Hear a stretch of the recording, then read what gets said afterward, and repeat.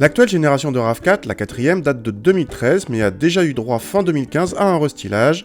Pour l'occasion, l'esthétique a été travaillée pour rapprocher visuellement le RAV4 du reste de la gamme, tandis qu'une version hybride fait son apparition. Parallèlement, la gamme ne compte plus de 2 diesels mais un seul, un 2 litres de 143 chevaux d'origine BMW, qui n'est disponible qu'en 2 roues motrices et avec une boîte mécanique à 6 rapports.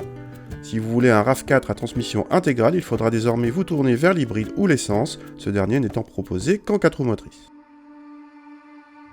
A l'intérieur, la principale nouveauté vient du combiné d'instruments, désormais organisé autour d'un petit écran TFT central entouré de 2 compteurs analogiques.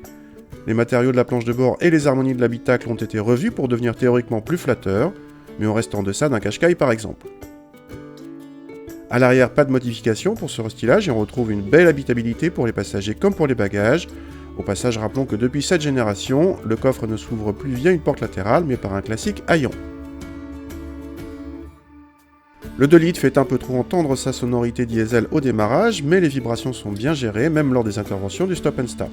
Le moteur assez souple reprend avant les 1500 tours et se montre globalement suffisant pour relancer correctement, y compris sur autoroute. La commande de boîte était agréable malgré une course un peu longue et un étagement lui aussi allongé. En comportement, notre RAV4 chaussé de roues de 18 pouces s'est montré relativement confortable mais en manque de dynamisme, un comble pour celui qui, à ses débuts, avait marqué par son agrément de conduite. Bon point en revanche pour les consommations, puisque nos mesures ont révélé que ce RAV4 était l'un des plus sobres de la catégorie, derrière le Qashqai et le Kadjar DCI 130. Côté tarif, le nouveau RAV4 démarre à 28 000 € avec cette motorisation, la moins chère de la gamme, puisque la version essence imposant la transmission intégrale est plus onéreuse.